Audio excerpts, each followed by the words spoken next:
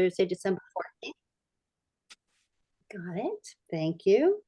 May I have an approval of the agenda? So moved. The, so we have a new person taking minutes, so I have to say everybody's name when they approve and second things. So Peter Schaefer approved the minutes, or approved the approval of the agenda, and Stephen Morey made the second. Is that correct? Sounds Yes. good. We'll be doing a lot of that today and for the next few meetings until the new minute person is able to recognize all our voices. Okay, by roll call vote. And then I will read the usual disclosure or disclaimers that we have for remote meetings. So first I'm going to just. I do think, and I know, we're gonna talk about some issues and vote on some issues today. There's some others that are still on the drawing board that we want to get into. The person who's speaking, can you please connect? Thank you, Dan. I think it was you, Dan. Thank you. Okay, I'm going to do roll call vote as to, so this is the approval of the agenda. Peter Schaefer. Aye. Joe Wright. Yes, aye. Rob Giacchetti. Aye. Chris Glowacki. Aye. Stephen Morey. Aye. Jeremy Blumer. Aye. Thank you. Okay, now, this is the script for remotely conducted and/or hybrid open meetings. We're using Zoom for this meeting, which allows for the public to participate in the meeting as an attendee. I can request that the members of the public provide their names for purposes of keeping accurate minutes. Attendees must register to participate. The registration link is unique to the meeting. It can be found in the description of the Nantucket Government TV YouTube live feed for the meeting. Everyone will join in listening mode. They can click the raise hand button if they wish to speak, or they can actually just raise their hand and I will see them. And all questions should be directed through the chair. As a preliminary matter, this is Denise Cronow, Chair of the Nantucket Finance Committee. Permit me to confirm that all members and persons anticipated on the agenda are present and can hear me. Members, when I call your name, please respond in the affirmative, starting with Peter Schaefer. Aye. Joe Wright. Aye. Rob Giacchetti. Aye. Chris Glowacki. Aye. Stephen Morey. Aye. Jeremy Blumer. Aye. Thank you. Staff, when I call your name, please respond in the affirmative. Susan Carmel. Aye. Pretending to be town committee. Let's see. Libby Gibson. Here. Rick Sears. Here. Joanna, you're going to have to change your Mariah Mitchell Association to Joanna Roche, please. And okay, so good afternoon. This open meeting of the Finance Committee is being conducted remotely pursuant to Chapter 2 of the Act of 2023. Ensuring public access does not ensure public participation unless such participation is required by law. This meeting will feature public comment. We're convening by video conference and it's being recorded. So please note that anything you share on your screen will be captured and recorded. I will introduce each speaker on the agenda, and then I will ask the members if they have any comments, questions, or motions. Please hold until your name is called. And as I said, I will be using everybody's first and last names for the next couple of meetings to make sure that we get good minutes and help the person who's doing that. And every vote taken in this meeting will be conducted by roll call vote. We have had approval of the agenda, and now I'm going to open it to public comment. Does anyone have a public comment? I do not see any hands raised, so I will close public comment. So as people know, today is our first public hearing on the citizen warrant articles that will be presented at the annual town meeting of 2024.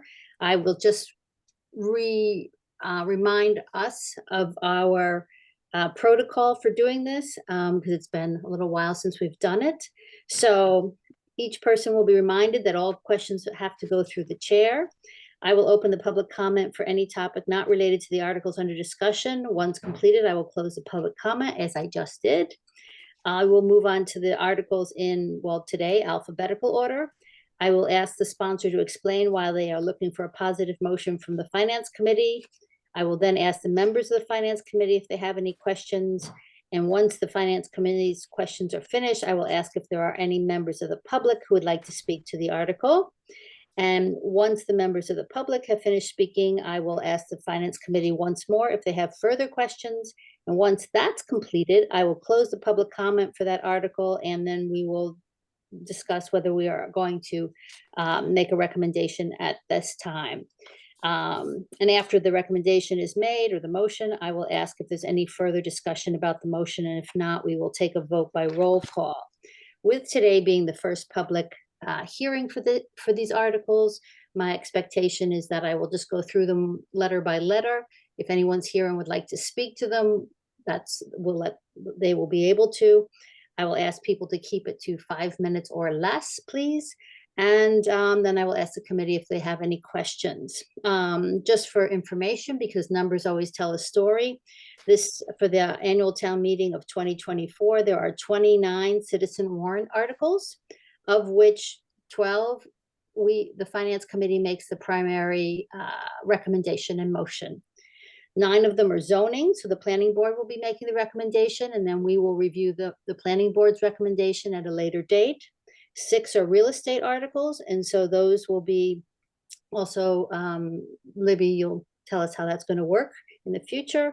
And 2 are sewer, so that will be a recommendation by the sewer director and the select board. So that's the breakdown of the articles. And sure, John, do you want to go ahead and answer yard sale for Joe before we get started? Good afternoon, everyone. Denise, I'd also like to introduce, for those of you who do not know, Brian Riley. He's an attorney at KP Law, and since I've been away, Brian took the lead this year in putting together the town council comments. And so I asked Brian to come on today to help me out with addressing any questions that may arise. So the yard sale program was established many years ago now, and the purpose is to clean up some sort of isolated parcels that are not buildable lots, but they may be of interest to abutters primarily. And so the yard sale program typically has 2 warrant articles. One is to authorize the acquisition of the parcel. Sometimes these parcels do not have very good title. So we have to do potentially some title work, and then town meeting votes to acquire the parcel. And then at the same town meeting, which is the second article, authorizes the disposition of that parcel. And as I said, it's oftentimes to an abutter. The town does have to issue, in certain circumstances, an RFP to see what interest there might be out there. That's a requirement of the procurement law, but it's a town meeting vote both to acquire the parcel and then to dispose of it. Thank you, John George. I think I understand. Thank you, Joe Wright. Okay, so from that, I'm going to start with Article A. Now, I will preface that this is a zoning article, so the planning board will make its motion first. However, if anyone is in our meeting today that wants to speak to it, then of course they're free to do so. So Article A is a zoning map change, R40 to CN, 1 Evergreen and 21 Airport. I don't see any hands raised. Okay. Article B is also a zoning map change, R10 to CN, 3 Cobble Court. Okay. Hold on a second. I have to keep checking off things. Thank you. Article C is a real estate acquisition, unnamed way near Western Ave. Article D is a real estate conveyance, unnamed way near Western Ave. Article E is one of the articles that the Finance Committee will make the primary recommendation. It's no town funds for Surfside Crossing. Is anyone here? Is Megan here? John? Giorgio? Well, yeah, I'm not sure if Megan is here to talk about this or not, but when we looked at this article, we determined that it is would be a non-binding vote. Town meeting has to obviously appropriate money in most circumstances. However, the funds that are available to the Affordable Housing Trust can be expended without a town meeting appropriation vote. So this is, and we've seen a lot of sense of the meeting or non-binding votes before in the form of citizen articles, and that's what this one is. Thank you, John. Does anyone have any questions for John Giorgio in that respect? We will obviously discuss this article again in 2024 with hopefully the sponsor being able to attend to explain her thinking to us. Okay, thank you. In which case I'll move on to Article F, which is charter change, department heads report to the town manager. John Giorgio, please. Denise, while we said this was in proper legal form, and it is in proper legal form, we are continuing to do further analysis of this article, specifically with respect to the section of the article that would prohibit the town from entering into employment contracts with certain department heads. We have a concern that that particular provision may be inconsistent with the statutory authority for towns to enter into employment contracts. So we're still looking at this issue. I didn't want it to go by with everyone thinking, you know, we've signed off on this, because again, there are some significant issues here that we have to work through. Thank you. Thank you, John. Any questions for John Giorgio on that before I read off the next one? Joanna Roche? Just a question about that. Will we or will there be any analysis given to us about who exactly, which department heads that would affect? Right? Because that's kind of a broad, very broad statement. And how do we know what impact it would have and on whom? Libby, I will ask Libby Gibson, I will ask you to respond to Joanna Roche's comment. And for the Finance Committee folks who are a couple of minutes late, I'm using first and last names, not because we have multiple Joannas and Jills, but because we have a new person taking minutes for us, and they need to know everybody's first and last name. Okay, Libby. Thanks. Thank you, Denise. Also, everybody who is on here should be muted if you're not speaking, or if they're not you, so that it's easier to run the Zoom that way. So I need to, one of the things that I'm in the process of doing with some other departments and with town council is providing some town administration recommendations and or background or feedback on these articles. I have not fully completed that yet. I'm really not entirely clear on how this would change anything, if it would change anything, who specifically it applies to. I'm going to have to go through the charter and determine that. And Joanna, thank you, Libby.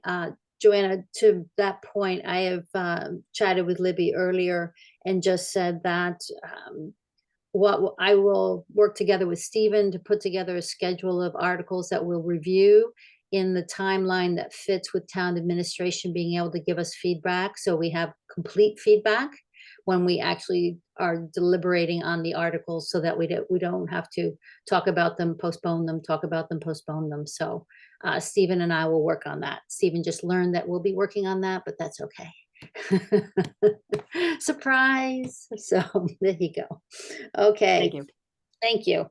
Good question. Okay, Article G, bylaw amendment, Chapter 58, equal access to vehicle rental medallions. And I'm going to start with John George. Before I do, Susan Carmel, you have your hand raised. Yes, Madam Chair. There's also some people on Zoom that aren't identified by name. Would you be so kind to ask them to identify themselves? Yeah, so Noah, I realize that you're at the airport, but is there a way for you to say Noah Carberg on that? And when you run your cursor over, you can see that it's Noah, but the Episcopal Diocese of Pittsburgh, we need a person's name, please, if you can put that on your Zoom. And that's the ones you're talking about, correct? Yes. Susan? Thank you. Okay, All right, so, John, the bylaw amendment, Article G, bylaw amendment, Chapter 58, equal access to vehicle rental medallions. And it's, I'm asking John Giorgio for the town council's input before we ask if there's any people. John, you're muted. There we go. I'm going to defer to Brian Riley to explain this article, if that's okay. That's fine. Thank you, John. Please, Brian. Thank you. Thank you, Madam Chair. So this is proposing some changes to the car rental chapter in the code. As I mentioned in the chart, it was sort of filed in kind of outline form, so we would want that cleaned up as a motion to say exactly where these sections would go. You know, are there things being taken out and replaced? But that can certainly be done by motion. I made a couple of suggestions, which we can talk to the petitioner about. Just changing a couple of words. It references unpurchased medallions. I think that would be unissued. And it suggests that anyone who has a license or medallion for 2 years that they haven't used would be automatically canceled. I'm suggesting that for sort of due process grounds, you would make that the select board could call them in for a hearing and then make a decision.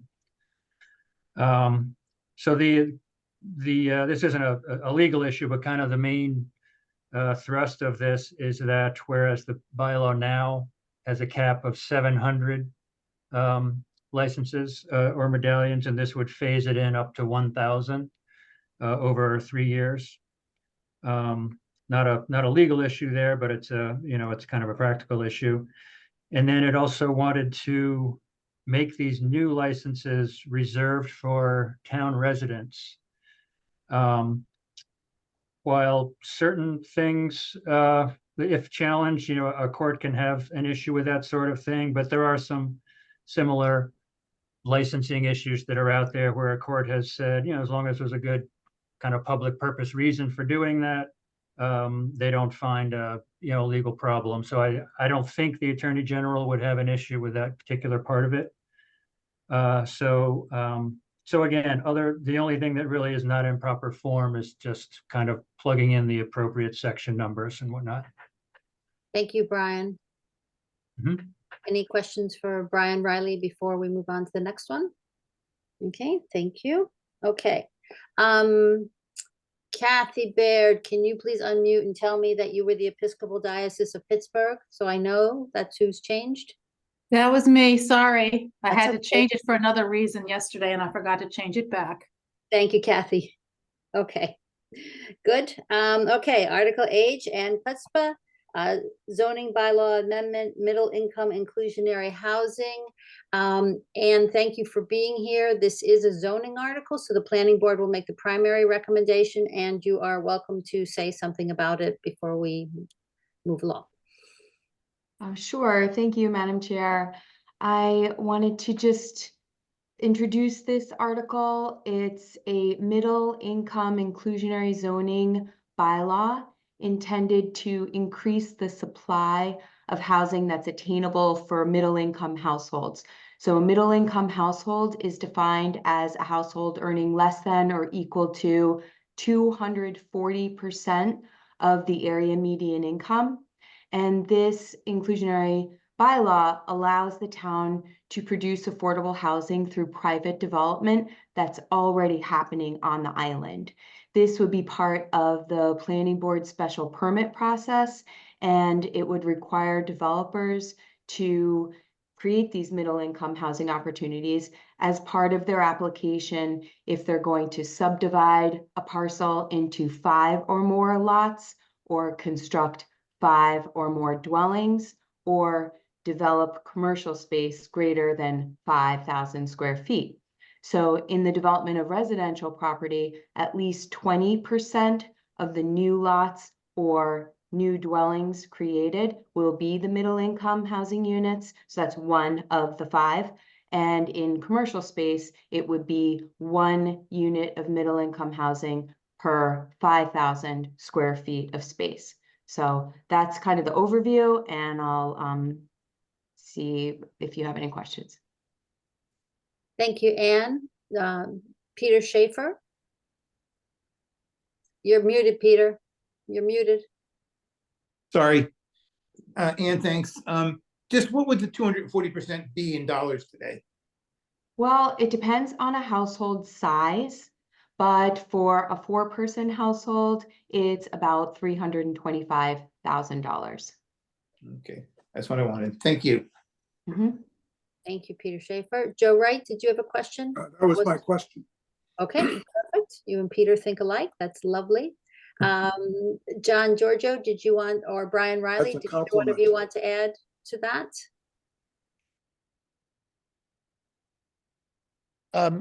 I think we're going to be communicating with the planning board on this article. We think it's generally fine, but there are some technical issues with the way the bylaw is drafted. So we will provide some comments to Leslie, and if the planning board wants to recommend this article, we can deal with those technical issues in the motion. Thank you, John Giorgio. Okay. Thank you, Anne. Nice to see you. Yes, thank you. Next one is Article I, Clifford Williams, Mattocket Landfill Committee.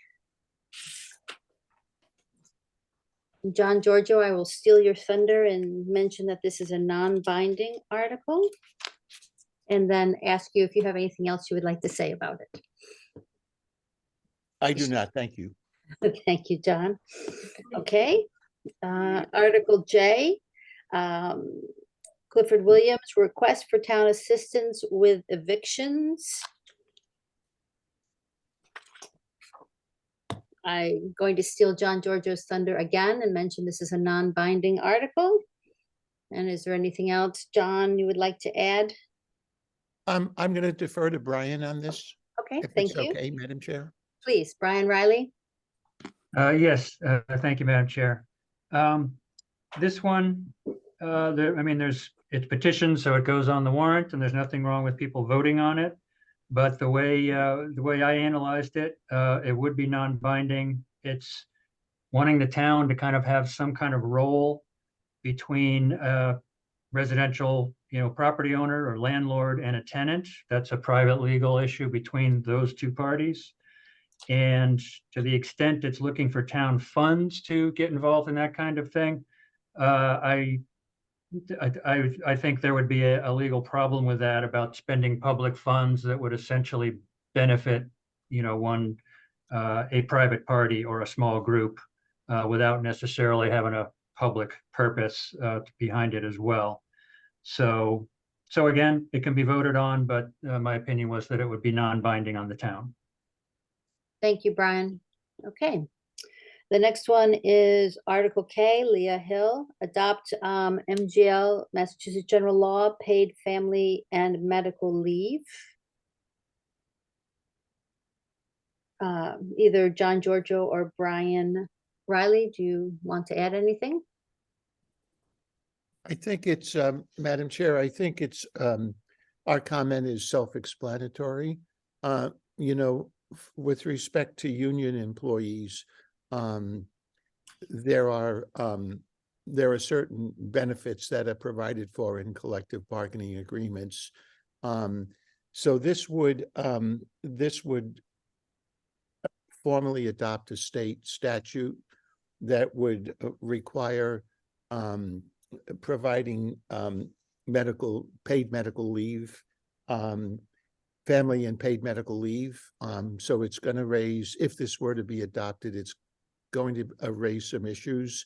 I checked with our labor folks, and they don't know of any town that's done this. Towns are generally deal with these issues separately as part of the personnel bylaw and or the collective bargaining agreements. The other issue here is there is no language in this article to appropriate any funds, because this would presumably require an appropriation of funds in order to implement the acceptance of the statute. Okay, thank you, John Giorgio.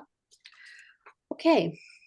The next one is Article L. It is a zoning article, so planning boards makes the primary amendment or motion. It is zoning amendment, MMD, prohibit swimming pools. Okay. John Giorgio or Brian Riley, would you want to? I realize your advice is going to be to the planning board first. That's where it'll be first heard. But is there anything else you want to add before we move on to the next one? I think we're good on this one, Brian, aren't we? Yes, this sort of, the zoning bylaw already has this kind of restriction on swimming pools, for example, so this seems to be in that same category. But yeah, the planning board may want to get into the substance of it. Thank you. Article M is Michael Kopko sponsored, general bylaw amendment, chapter 123, short-term rentals. And this is one that we will make the primary motion on, the first motion on. Brian, maybe for reference, you could explain what this would actually do, how it would amend chapter 123. It would, let me get these, the right one in front of me. So this one's M, Brian. Yes. So this one would make certain additions to the short-term rental bylaw.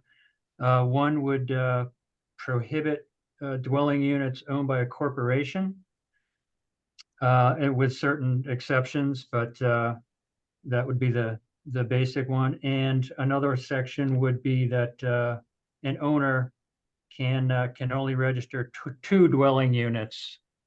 So that would, and if they have more than that, they've got to kind of find a workaround for that. So it would limit how many dwelling units that a particular person or perhaps other kind of corporate entity perhaps could have an interest in. I think the only other addition was, I have all the pages here, making some limitations on if there's going to be some sort of event with amplified music or noise that would limit. Whoops, light went out for a second there. That's the gist of it. Yeah, and Denise, you know, we all have been through the short-term rental. I'm not sure what to call it exactly, the journey. But I will tell you that in October, the town of Provincetown did enact a bylaw regulating short-term rentals, and they essentially did both of these things, prohibit corporate ownership and limit the STRs to 2 per person. Thank you, So John. that is before the Attorney General as we speak, and it's under review. Okay, thank you, John Giorgio and Brian Riley. Peter Schaefer, you have a question? Yeah, John, these are essentially the same as what was presented and defeated at town meeting. Doesn't they have to wait 2 years to put it back out? No, Peter, that's only that rule, which is considered it's called a repetitive zoning petition. That only applies to zoning bylaws. This is a general bylaw. And even if it were zoning, it basically has to be the same bylaw proposal. If you recall, the article, and gosh, I guess it was Article 1 of the special town meeting, had a lot more in it than this. So it wouldn't even be a comparable. It's not the same article, but in any event, that does not apply to general bylaws. Okay, thank you. Thank you, Peter. Okay, all right. Give me 1 second, folks. Okay, the next one is Article N, Robert oh, I'm gonna ruin your last name, Robert Sarkeesian. Sewer district map change, 62 and 64 Sankaty Road, that will be discussed at the select board, and they will make a recommendation based on, or on the sewer commission, excuse me, the select board acting as a sewer commission. And they will make the primary recommendation. However, Robert, as you are here, if you'd like to say something, please do, and then I'll ask our town councils if they have anything they'd like to add. Thank you. Yeah, this was submitted at the special town meeting and it did get the commissioner did vote in favor of it. So I'm hoping we'll get the same response this time. This property in town, it abuts the town sewer, and it's also across the street. And so they own 2 consecutive properties abutting town sewer and like to be added on at their own expense. They're already on town water. Thank you, Robert. Was this defeated at the last town meeting? Joe, didn't right, wait, I'm sorry. folks, we have to, please help me, help the person doing the minutes. Joe Wright just asked a question through me to Robert Sarkeesian. It inadvertently got called and then discussed, and then confusion happened and it didn't pass. So I'm hoping that this time we'll have success. So this was defeated at the last town It meeting? was at the special town meeting in the fall, yes. Thank you. Thank you, Joe Wright. Denise, it's Jeremy. Yeah, okay, Jeremy Bloomer. Is this the one that was defeated after a discussion of crossing the bike path? Correct. Okay, That was the issue. so that was the issue. But the person who brought up the topic was saying that if this property was further developed and then there'd be more cars coming out to where the bike path ends. Yes, Correct. that was Okay. the discussion at the time. Thank you, Jeremy.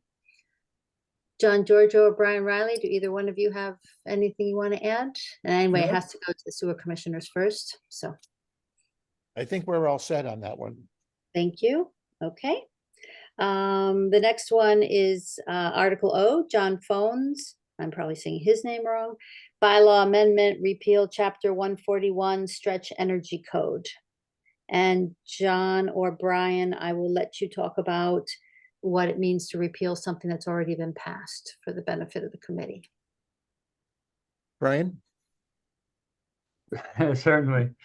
So the stretch energy code, if you may be familiar with it, it's sort of a different form of the state building code that has stricter requirements for energy efficiency, that's things of that nature. And for a town to impose that as a requirement for building, it has to vote to accept the stretch energy code. The town did that in 2019.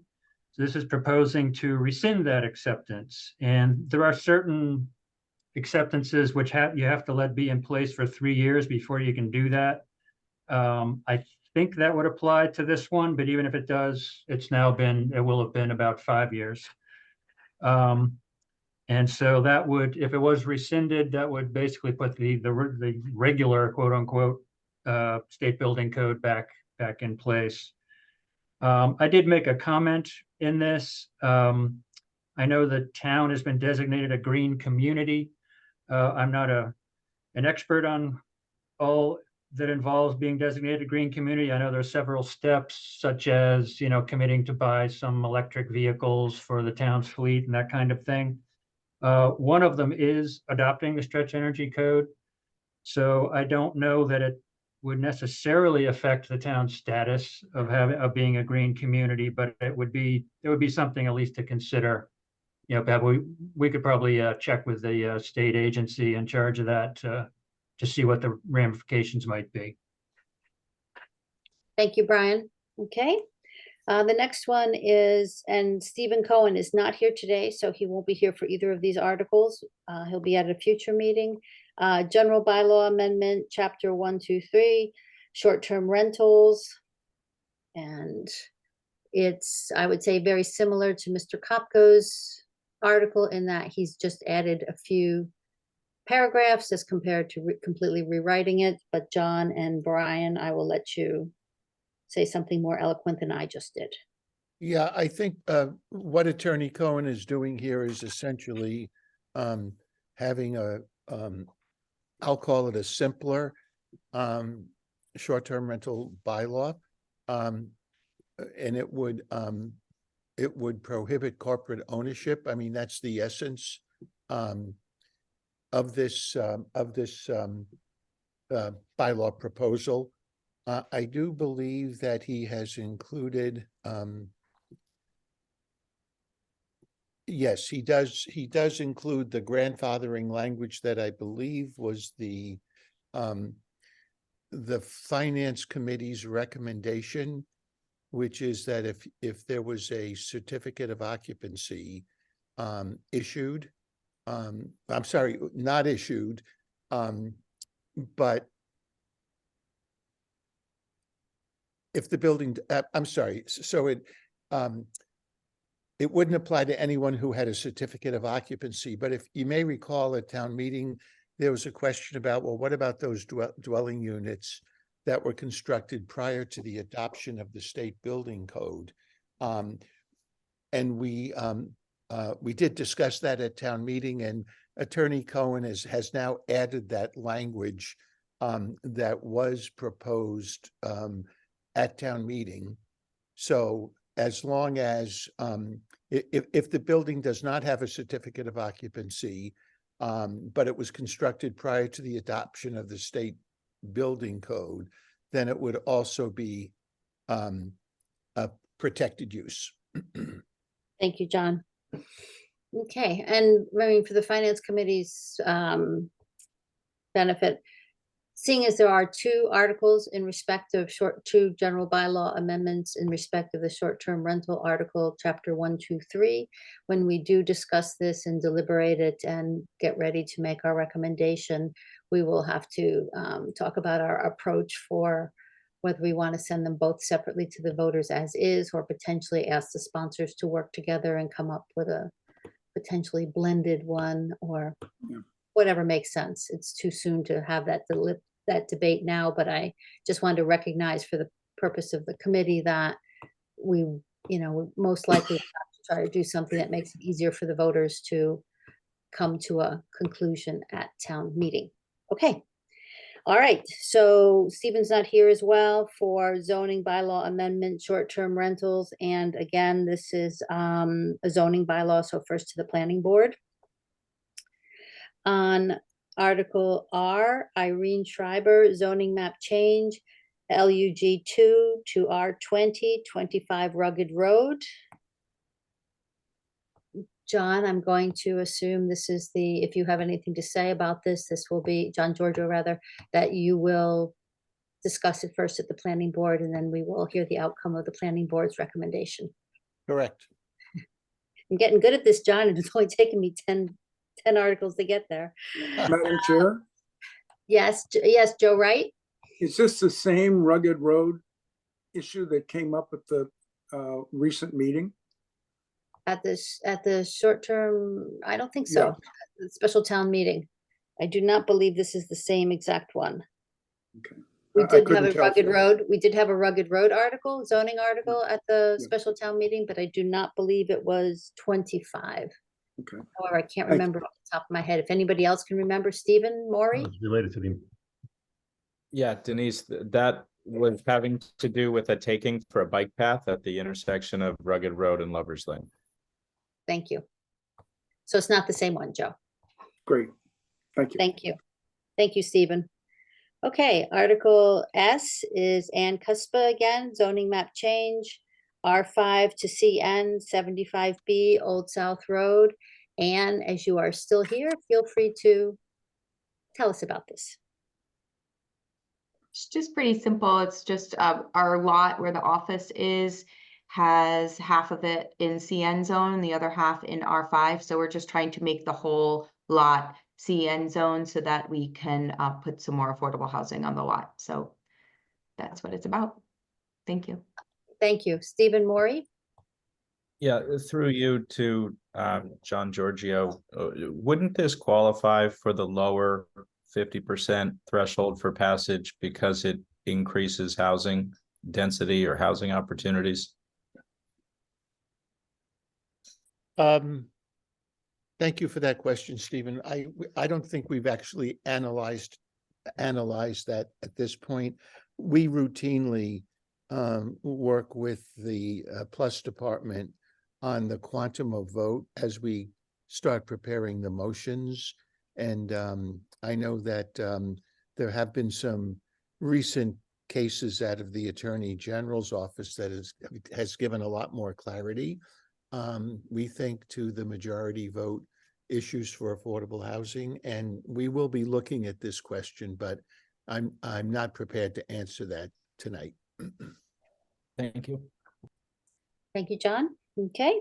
Article T, Gail Holgate, appropriation, African Meeting House investigation.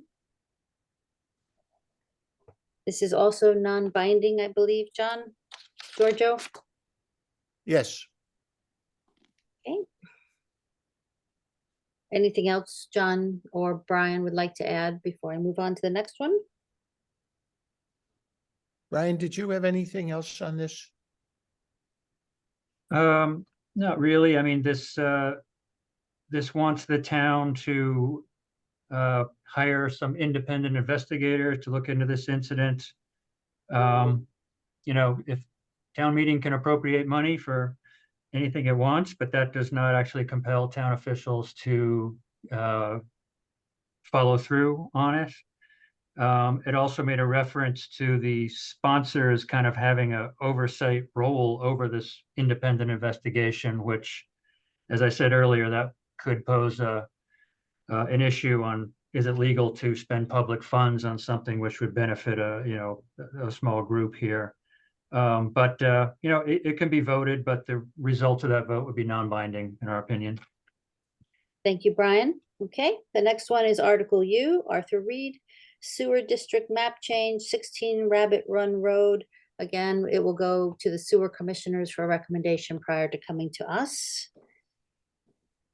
Articles V and W, both are Arthur Reed. It's effectively the yard sale program, real estate acquisition, Bank Avenue, real estate conveyance, Bank Avenue.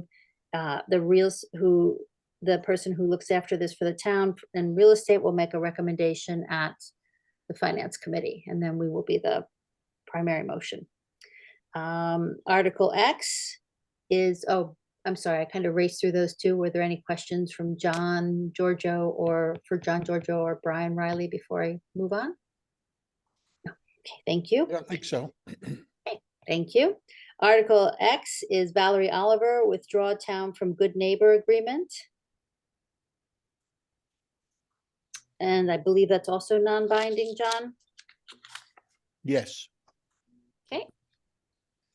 And the Article Y, offshore wind power, is also Valerie Oliver, offshore wind power town meeting vote required.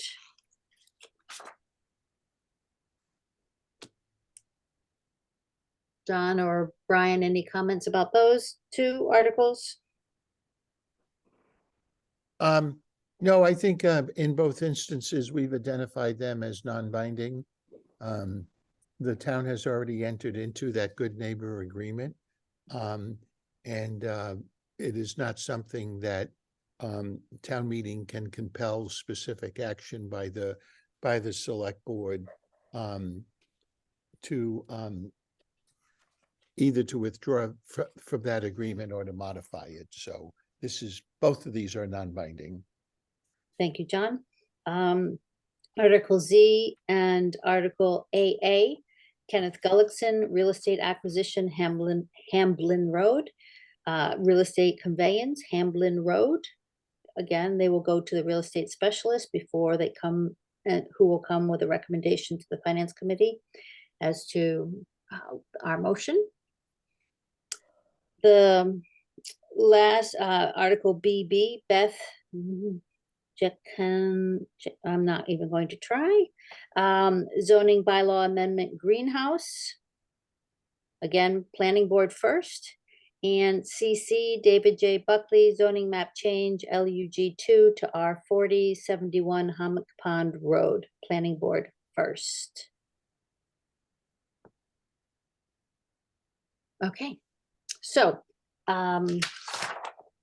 that is all the that's the 29 citizens warrant articles that were presented for the annual town meeting 2024. Of course, we will have the usual town articles that are sponsored by the select board or the airport, or whichever group comes forward with additional articles, because I would expect us still to be in the 80 to 100 range in terms of number of articles for the annual town meeting. That's pretty consistent over the last 20 years. So yeah, so this is our first start. Effectively, agenda items, public hearing on citizen warrant articles and discussion of citizen warrant articles has happened together. That's any further questions on that before I move on to the next agenda item? Seeing none, I will ask for committee reports, and I will start with Jill Veith, Capital Program Committee. Hey. Hi, Jill. We are wrapping up at Capcom. We've got another meeting next week, a few things at the last minute, but you know, for the most part, we're almost finished and you should get your report on time. And it's been a tough year, actually. There's been a lot. There's been a lot. So, but it's been fun. Thank you, Jill. And also too, as a reminder for all of us, we usually talk about not only the capital articles as part of the warrant, but we also talk about them during the budget review that we're doing on, I believe it's January 27th. Susan will give me a thumbs up or thumbs down, whatever that Saturday is. I think it's January 27th, Susan, I don't have it in front of me. But that's when the department heads will discuss and explain why they're asking for the capital requests that are going to be potentially funded in this year. And we have had some discussions, and I will continue to chase. One of the things that we've always been interested in as the Finance Committee is to understand how prior years' capital requests were fulfilled or not fulfilled. And so we'll see if we can get some further information on that going forward. Thank you, Susan. I got it right. Is that what the thumbs up is? Thank you. Look at that. I have the date tattooed in my brain. Okay. All right. Joanna, Contract Review Committee. Sure. Well, we wrapped up the youth behavioral health grant and sent out those award letters, and that went well. And we are about to start meeting and deliberating for the regular awards. So that first meeting is Monday. Okay, thank you. And last night in the budget presentation, the town has agreed to fund the Contract Review Committee's award at flat $650. That was what was in the budget presentation last night, just in case you probably saw it, but I'm just, as I was sitting in the room, I thought I'd remember to mention it today. Thank you. Peter Schaefer, Solid Waste. You're muted, Peter. Muted. Sorry, it's a new world for me. I'm just learning what's going on there, but we're in the middle of trying to determine going forward with solid waste and what we do with the people that are managing it currently. I should have something more coming up, but right now that's about all I have. I do also have a comment on the Our Island Home Committee, which I'm still on. And last night, I believe the select board was told that the Our Island Home construction, which was talked about at 2 town meetings ago, I believe, at around 40 to 50 million, is going to be way, way above that. I'm talking about double. So between the time that it was voted on and what's gone on Nantucket with cost of building, it's staggering. So it's just, I know the select board has been told, and I think the finance committee should know too, that they're talking about, 80 to 90 million without additional housing. So it's probably $100 million by the time the thing is done. And that's with the land that we already own. So it's construction costs are staggering. Thank you, Peter. Okay, and I think that's all for the committees that we have that were appointed to. The date of our next meeting is Monday, January 8th in 2024 at 4 o'clock. It's hybrid, so we will be back in our trailer very much looking forward to that. And with that, is there any other business that anyone would like to raise before I ask for an adjournment? Happy holidays. Thank you, Joe. I wish everyone a happy and healthy holiday season, and I look forward to seeing you all in the new year, raring to go. John and John Giorgio, Brian Riley, thank you very much for being here. It was much appreciated. For the person doing the minutes, Rick Sears was also here from the town. So, and I think I will ask for a motion to adjourn. Motion So to moved. adjourn. Okay, Second. Joanna Roche made the motion and Jeremy Bloomer seconded, and roll call starting with Joanna. Aye. Chris Golacki, Aye. Rob Giachetti. Aye. Thank you. Jeremy Bloomer, Aye. Stephen Morey, Aye. Joe Wright, Aye. Peter Schaefer, Aye. Denise Crono. Aye. Thank you, Susan, as well. Susan's doing a great job picking up the baton from Maria, who is on maternity leave. And it's just, thank you, Susan, for all your help diving in. And as always, Libby, Rick, everyone, thank you so much. Really happy holidays, everybody, and see you in the new year. Thank you. Bye-bye. Happy holiday. Bye, everyone.